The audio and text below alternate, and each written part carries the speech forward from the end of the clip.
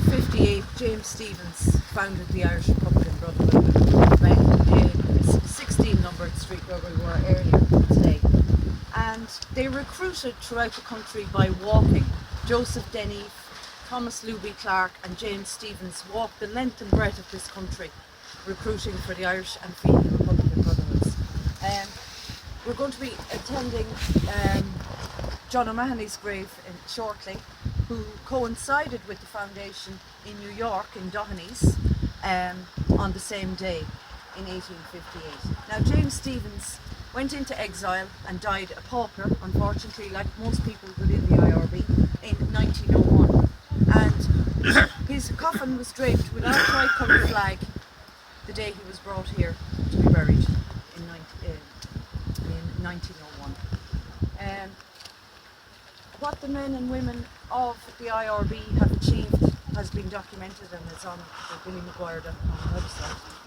And I really don't have much else to say. Well, they went to Paris himself. That's right. John O'Mahony. Yeah.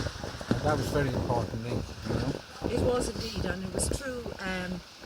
Their involvement and their witnessing the genocide of our Irish people in what's commonly known as a famine, but we know it was a genocide of our people that spurred on this movement. They were the sons and grandsons of the United Irishmen who fought in 1798, and you know, there was no religious or community divide. There were united Irish men and women who fought for our freedom. And as our proclamation states, that in every generation the Irish people have asserted their right to national freedom and sovereignty, and that's what we carry on to this day. And we hope they're going to do it now. Well, we are it's doing so it now. Important. And that's what we're doing here today. We're doing the very same as they said. And it's so important that, you know, the Fenians were around, and so were the Young Irelanders, and it's down from that movement all the time. But the difference between the Irish and Fenian Republican Brotherhood that were founded here today is that they achieved the sovereign Dáil government for the people, for the welfare of our people, the right and welfare of the sovereign Irish people. That's what it's about. They achieved it. It was all achieved on the 21st of January 1919 under the 1918 32 county election.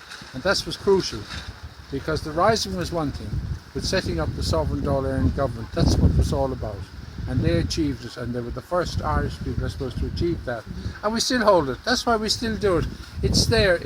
And all young people should know that's where you come from. You have a right, and let nobody look you in the eye and say, you're a sovereign citizen, is what you are.